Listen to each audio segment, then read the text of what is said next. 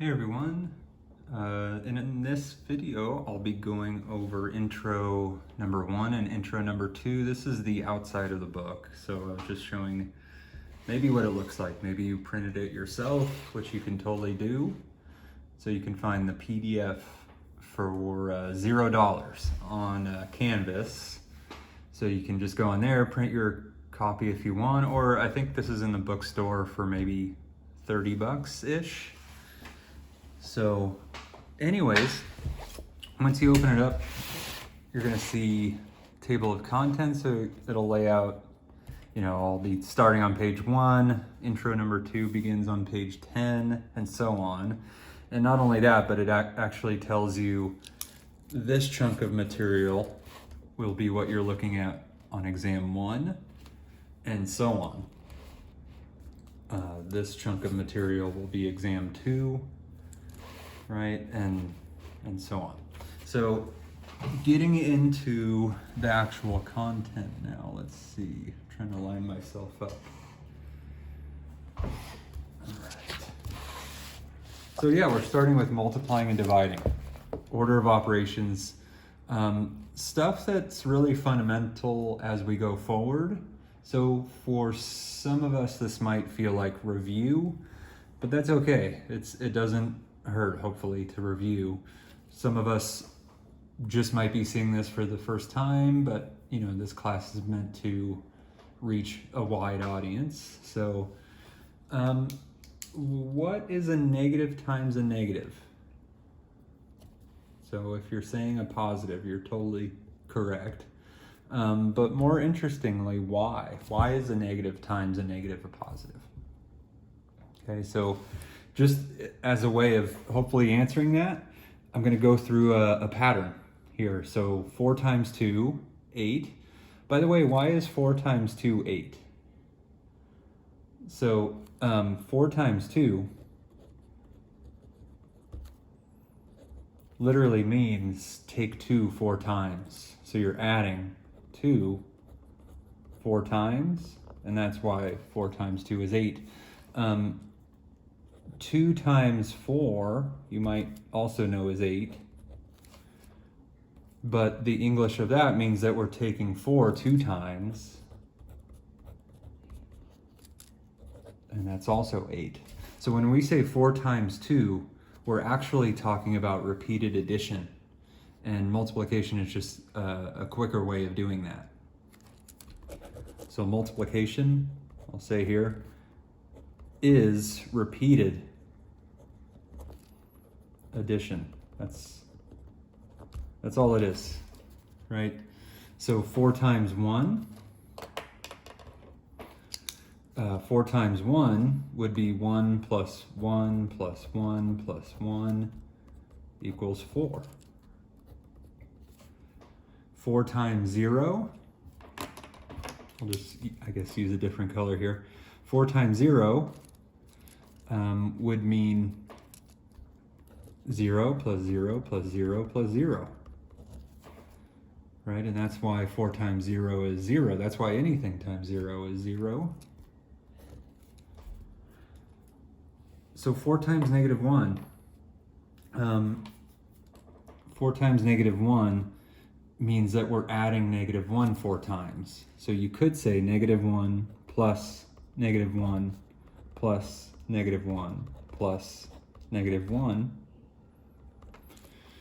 We're adding negative 1 4 times, so this would be negative 4. So that's one way of seeing it. Another way of seeing it is using a pattern. So 8 to 4, that went down by 4. I'll just say negative 4. 4 to 0, that also went down by 4. So if I'm going down by 1 again, right, we went from 2 to 1 to 0, and now I'm going from 0 to negative 1, that is going down by 1 again. This pattern should just hold. So if I'm going down by 4, I should be at negative 4 now. Right, 4 times negative 2. Again, if this pattern holds, I would go down by another 4, and this would now be negative 8.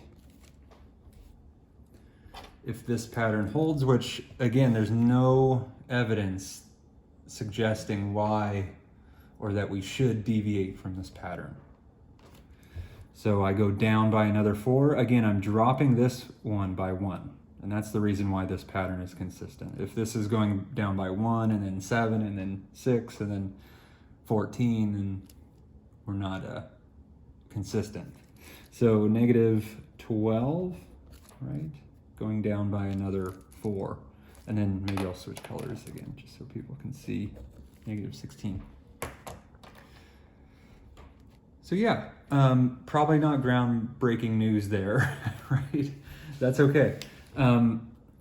So what about if I switch things up? So let's say I just stuck with the negative 4, but then I started changing this number over here. I decrease it so that that number also dips down into the negative territory, right? So 4 times negative 4, that would be the same as negative 4 times 4. That's the commutative property. Basically that says if you have, maybe I'll use A and B, A times B would equal B times A, right? If you just switch this order, it's still the same number. So that negative 16, right? It's just the different order. And then what's happening is this number's now decreasing by 1. So negative 4 times 3 must be the same as 4 times negative 3 up here, and that was negative 12, right? And just to follow that pattern, this negative 4 times 2 must be the same as this 4 times negative 2. Negative 4 times 1, negative 4 times 0, that'll match up with this 0.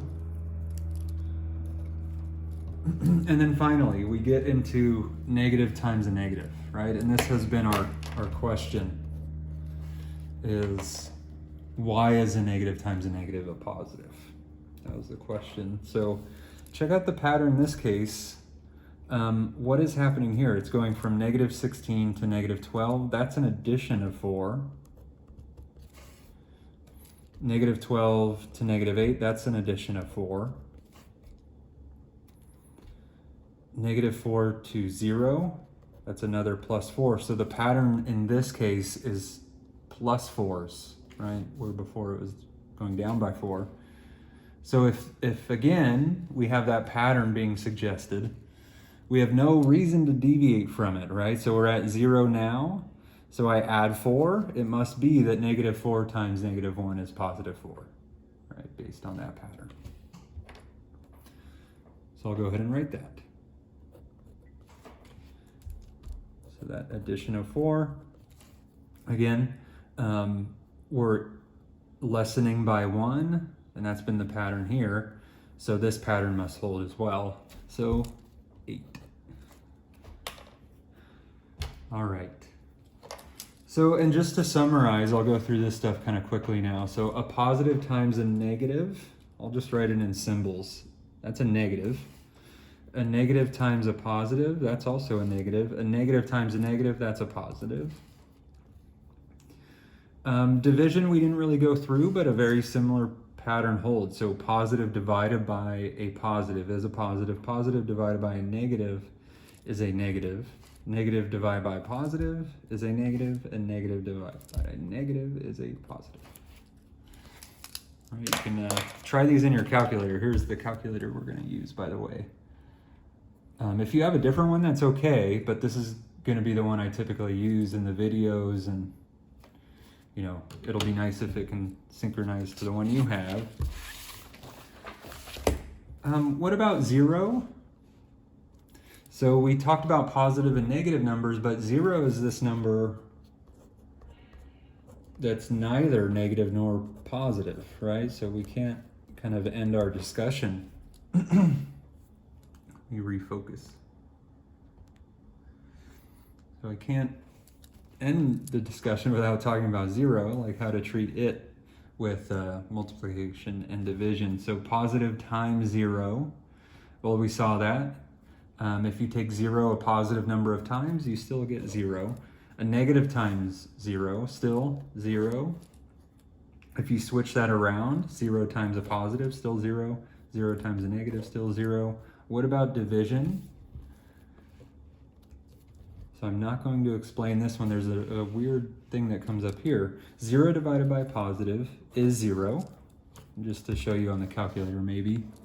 So I just press that button, which is your fraction button, and that's going to be nice to use throughout the semester.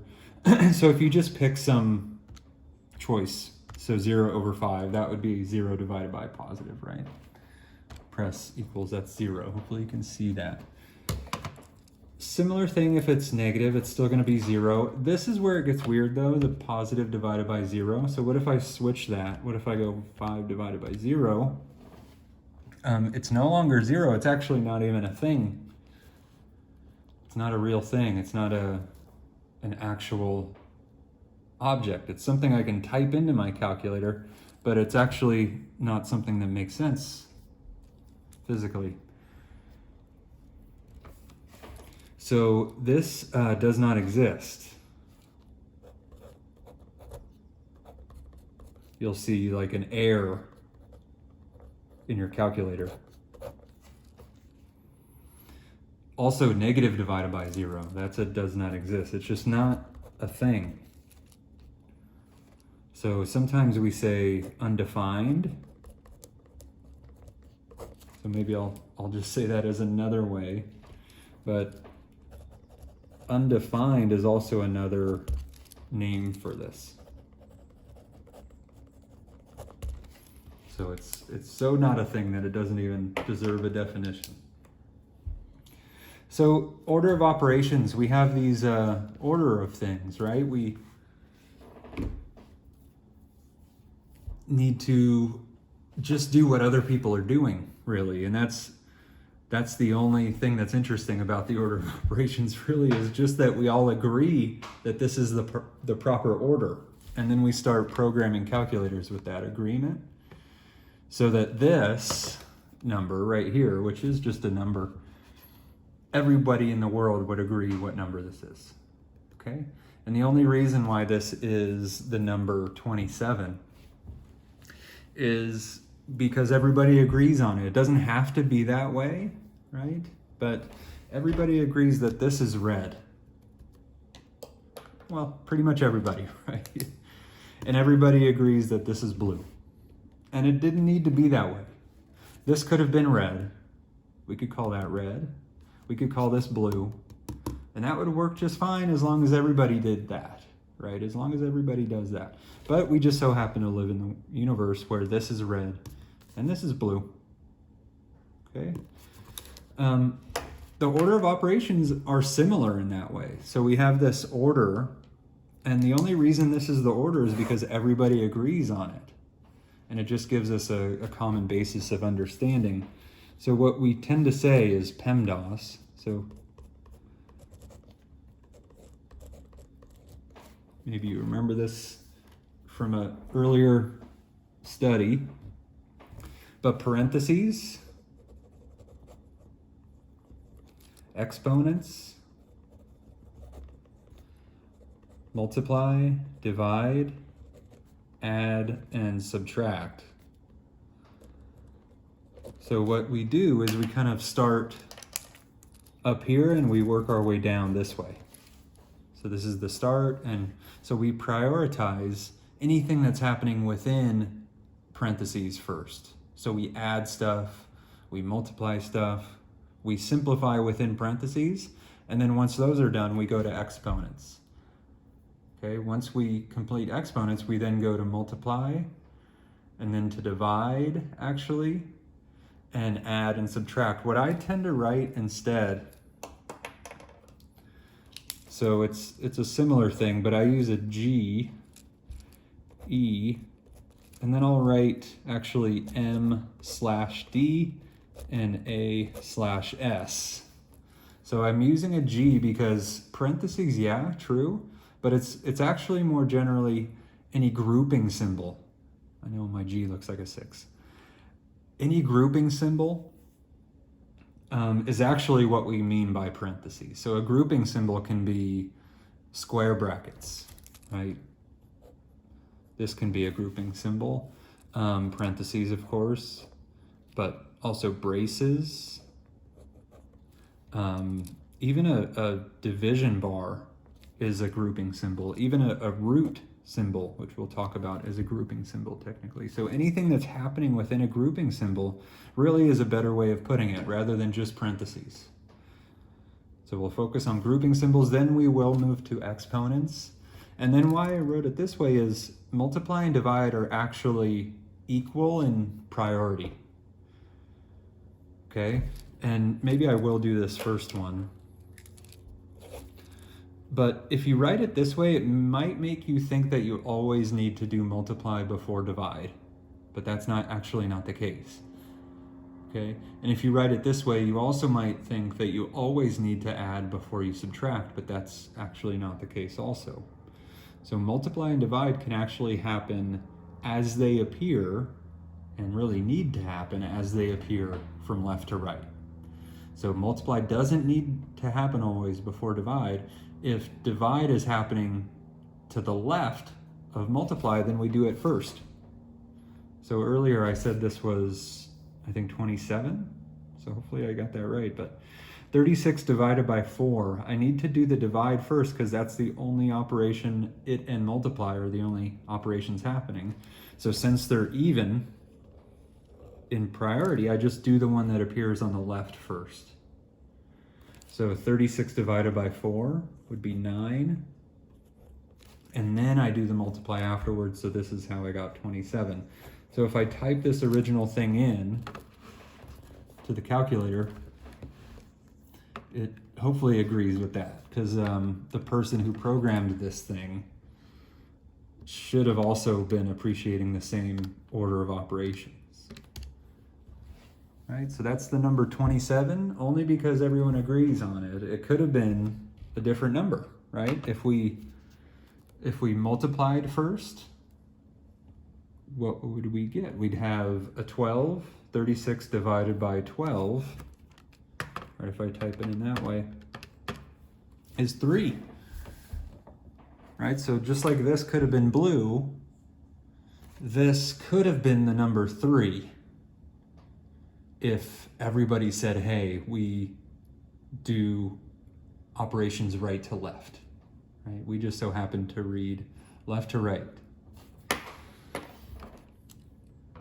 So that's the number 27. What about this next one? This has other operations in it, right? We have add, multiply, subtract, divide. So what we do is we do go this way, right? And I'm looking over here basically, but we are starting from up here and then going down. So I want to do any grouping symbol. There are no grouping symbols. You might be able to argue that this divide is a grouping symbol, but it's just our first lecture. Let's not go there yet. So 8 plus. So what I'm going to recommend is for you to work within what are called terms. Terms are separated by addition and subtraction. Okay, so terms are separated by addition or subtraction. So here's a term, and then it ends because we were adding. So this is one term itself. Here's a new term. Multiply does not end that term, but that subtraction does. So this is its own term. So we have 1, 2 terms. This begins a new term, that subtract. The divide does not end it, but after the 2, there's nothing else. So this is our third term. So there are 3 terms. I'm saying this because what you can do is work completely within the terms as well. So the terms are kind of like grouping symbols almost. So 8, nothing to do with it. I'll just write it down. But then I can go ahead and actually do 2 times 9, which is 18. And then I'll go ahead and actually do 6 divided by 2, which is 3. But I'm subtracting it, right? Now the only thing that's left is add or subtract. Add or subtract are also at equal priority. So we do whatever appears first, left to right. So 8 plus 18, that's 26. 26 minus 3, so this is the number 23 apparently. All right, let's go on to page 3. Solving equations. So this is really what we're going to be spending a lot of this semester doing, is solving different types of equations. The first type is called a linear equation. So a linear equation is defined this way. I encourage you to really dig into these definitions. So this is saying that a linear equation in one variable x, so we have the variable defined as x, is an equation that can be written in this form where a, b, and c are real numbers. So they're real numbers, but there's a criteria that says a cannot be 0. Right? What if a were 0? Then we'd have 0 times x plus b equals c. We would just have b equals c, and we wouldn't have any variable x. Right? So a linear equation has a variable in it. So if a is 0, then that variable actually disappears, and that's the reason why this statement is here. So try to make as much sense of these definitions as you can, that there's nothing but sense to be made in them. But we have to dig in. Here are some examples of linear equations. So for this one, we would have an a of 2. We would have a b of -3, and we would have a c of 5. Right? For this one, this is a linear equation. We have an a of -1.5. We have a b actually of 0, right? Nothing is being added. And then we have a c of 3. For this one, we have an a of 3, actually, right? A is attached to x. It's not the first thing. A is the thing associated with x, right? So it's not the location really that matters, it's the association. So a is defined by its association with x, not by it being written first. Here are some non-examples, so these are not linear. The first tool we have to solve linear equations is called the addition property of equality. So it's saying if you have two things being equal, right? Imagine you have two things being equal. I'll just come up with some numbers. 1 plus 2 equals 3. Okay, so here's two things being equal. So here's A for my hypothetical. Here's B. So you would agree that A equals B, right? 1 plus 2 equals 3. If I start adding stuff, this property says that we should still have equality. So by the property, if I take 1 plus 2 and then I add in, let's say I add in 5, it should be still true that that would be equal to 3 as long as I also add 5. Right, so here, this is a little confusing then since I got the reds mixed up. This was A, this was B, so the 5 that I chose would be equivalent to C, right, with respect to the formula here. So this is saying if two things are equal from the get-go, and then you add equal things, they're still equal, right? Just like 1 plus 2 equals 3, right? 3 equals 3. 1 plus 2 plus 5 equals 3 plus 5 because 1 plus 2 plus 5 equals 8 and 3 plus 5 equals 8. So you can add things for the purposes of solving. That's basically a tool that you can leverage. So if I have two things being equal, right? So for this scenario, this would be A and this would be B. What I want to do is figure out the x that makes this true. So what I'll do is add something to both sides. In this case, I'm going to take x minus 4 and then add 4. That's okay as long as I also add 4 on the right. Okay, so that I chose 4 specifically because that will cancel with this -4 and that'll just leave the x that we want to solve for. So x equals 9. Whenever you're solving, no matter what type of equation this is, you can check your work, right? So solving an equation like this is kind of like having a puzzle, and you're looking for the missing piece to this puzzle, right? You're wondering what piece goes in here to make this true, to complete the puzzle. So we've basically found a puzzle piece. So what you can do with that puzzle piece to know if it fits is you can plug it in. So I'll say, all right, let's check 9 minus 4. Are you equal to 5? If this is true, then this is indeed the solution. So 9 minus 4 is 5. Yes, we found the thing such that that minus 4 is 5.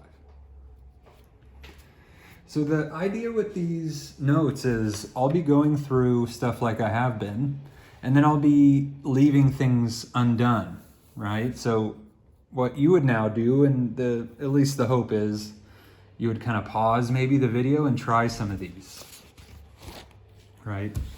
Try some of these problems on page 3 and 4.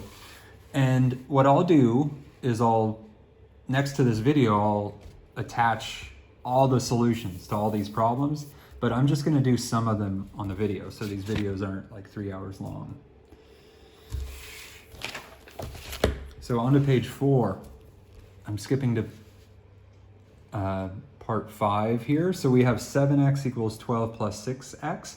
I'm allowed to add, but I'm also allowed to subtract. So from the addition property of equality, for free, you get the subtraction property of equality, because really you can just call that the addition of negative numbers. So what I'm saying there is if you have a equals b, then you can also say like a minus c would be the same as b minus c. Okay? So what I'll do here is I want to get these what are called like terms together. So let me state what like terms are. So like terms have the exact same variable, and it could be multivariable, so I'll say variable or variables, and those variables are raised to the exact same powers.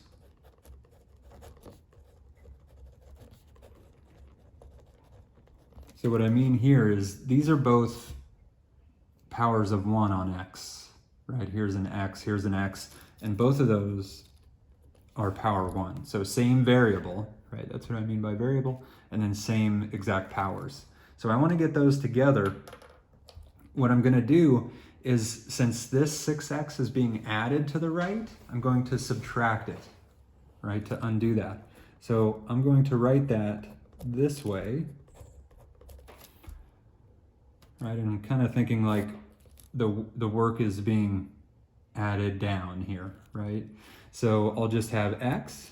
7x minus 6x means we have 7 of these things x, and we take away 6 of them. So we just have one of those things x now, and that would equal 12, right? These things have canceled on the right.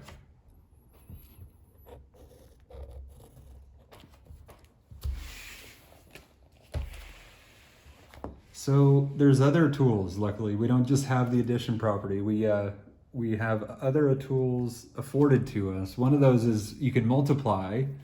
So if you have, let's say, 2 times 3 equals 6. Okay, let's start with something equivalent. So 6 and 6, right? I'm basically saying A and B there. If I bring in another number, like if I say 2 times 3 times 4, then that'll be equivalent to 6 as long as I multiply it also by 4, right? So this is called the multiplication property of equality. So 12, this would be 24 equals 24, right? And this would really be AC now at that point, AC. So if I have something like this, if I have x divided by 3 equals 12, I'm allowed to multiply by any number I want. So I could say, and I don't really actually want to do it this way, but I could say, okay, let's multiply by 6. And I could say 6x over 3 equals 72. Right? That's not great to do. You're totally allowed to do it. The goal of using these tools is to kind of simplify, right? So we want to do as little work as possible, basically, and just have x sitting here. So although I can do this multiply by 6, really it'd be better if I multiplied by 3. So let me just write that over. So really multiplying by 3 is more efficient. Not that multiplying by 6 is wrong in any way. Right, but what's nice about the 3 is you get just that cancellation and x equals 36 sitting there. And you can check this. So if you plug this in now, we're wondering, okay, is 36 divided by 3? And I'm writing a question mark because it's kind of a question we're wondering. So 36 divided by 3 is 12, yes. With the multiplication property, with that comes really the division property. We don't call it the division property, just like we don't call the other version of the addition property the subtraction property. We just know that because of the multiplication property, we can think of multiplication often as division. So if I have multiplication, right, 4 times a number is 48. If I wanted to use algebra to solve this, well, I want to undo this multiplication process, and we undo things, right? It's kind of opposite is division. So I can divide away that 4. Those 4's cancel on the left, and we get x equals 12. If this arithmetic is tough for you, you're not alone. I'm not good at arithmetic, and you'll definitely discover that throughout the semester. But you can type this in, right? This 48 over 4. So again, fraction. I'll show you what I'm doing. So that was this button, and then 48 scroll down, right? So that was this scroll down button, and then type in the 4, it equals.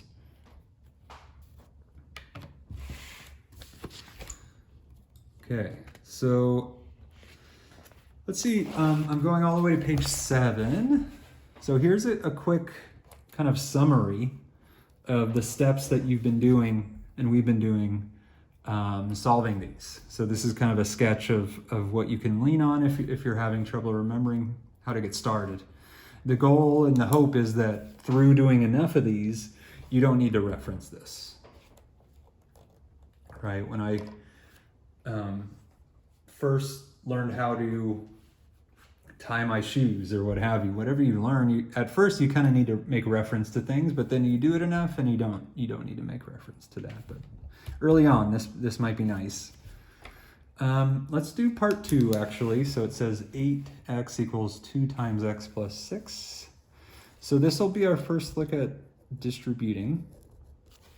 So if you have a times a number plus another number, then you can simplify that by distributing a back in, right? A has essentially been factored out, if you want to think of it that way.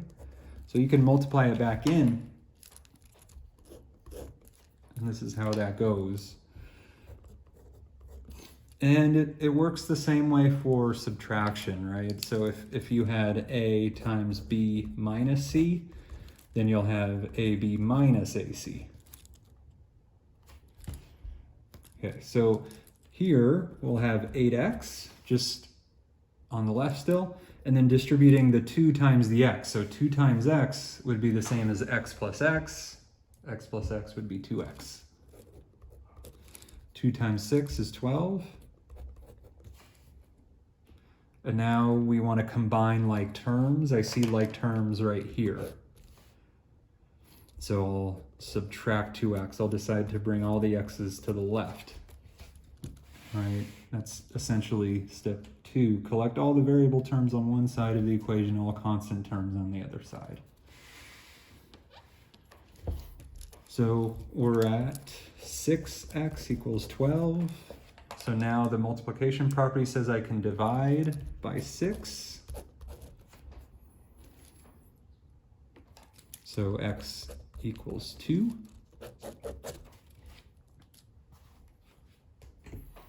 Right, and of course you can check these. I'm encouraging that. You probably won't be required to do that, but it's nice. It's a nice way of catching mistakes, and they will happen. So 8 times 2 equals 2 times 2 plus 6, right? And basically just replacing any occurrence of x with 2, our proposed solution. So 16, 2 plus 6 is 8 times 2, 16 equals 16.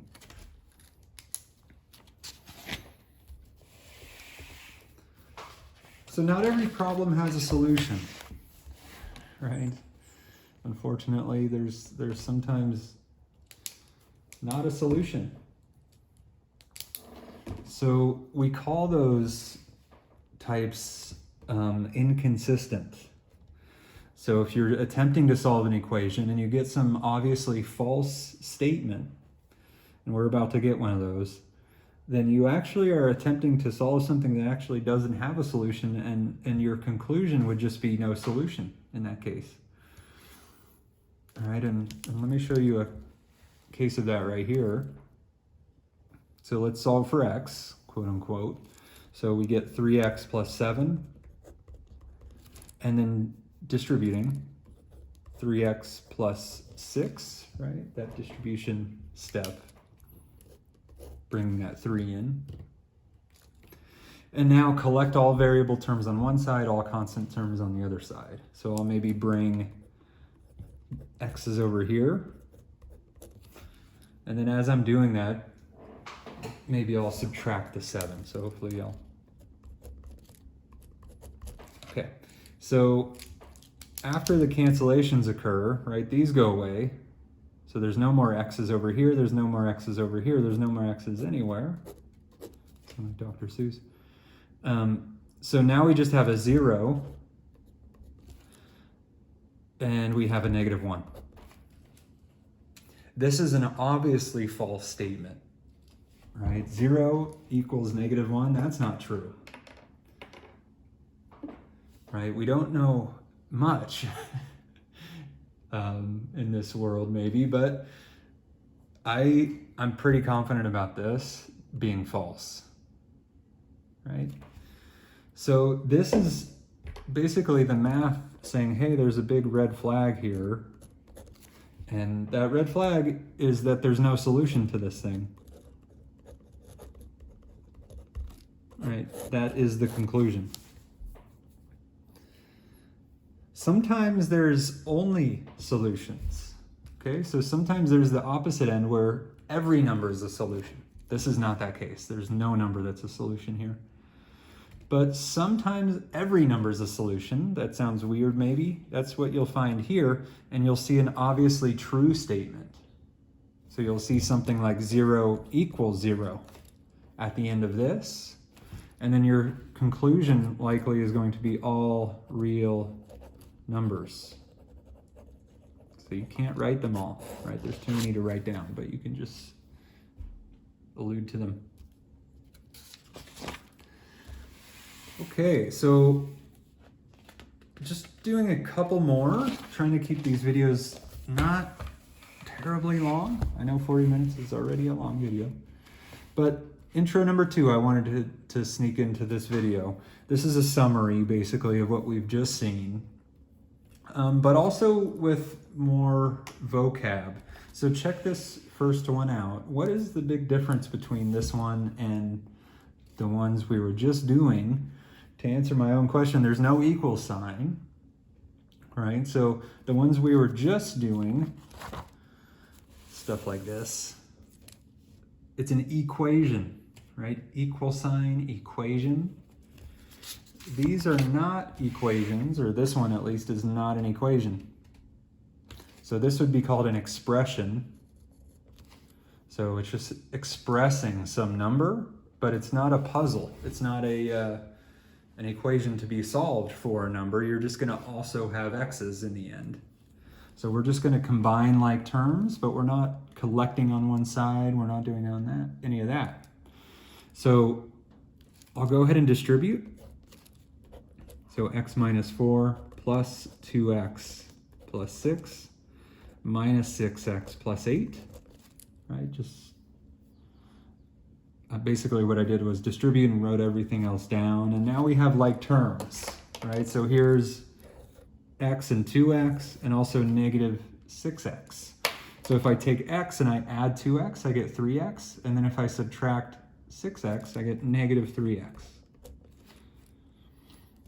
And then I also have like terms, basically these just pure numbers. Negative 4 plus 6 is 2. 2 plus 8 is 10. This is the result. There's no equation to be solved further. This is just an expression. We combined like terms. There are variables here. Here's a variable. The coefficient, this is the coefficient, this negative 3. And we talked about the distributive property a little bit.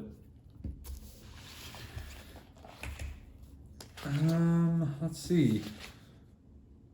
I'm going to do one more. This is on page 14.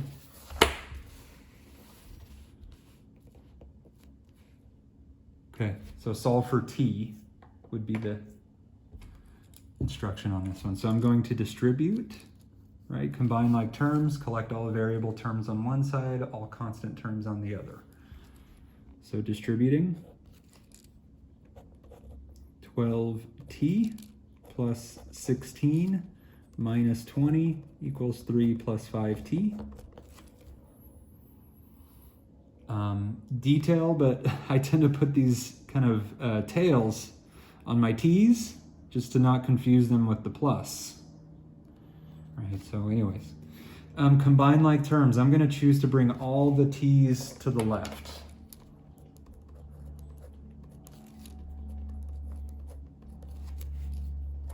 All right, so 12 minus 5. Yep, still 7. So 7t. And then I'll just go ahead and write everything else. I'm not going to try to do too much too soon. Okay? So try to take this slow and go step by step. 16 minus 20. So 7t minus 4 equals 3. Addition property of equality says I can now add 4.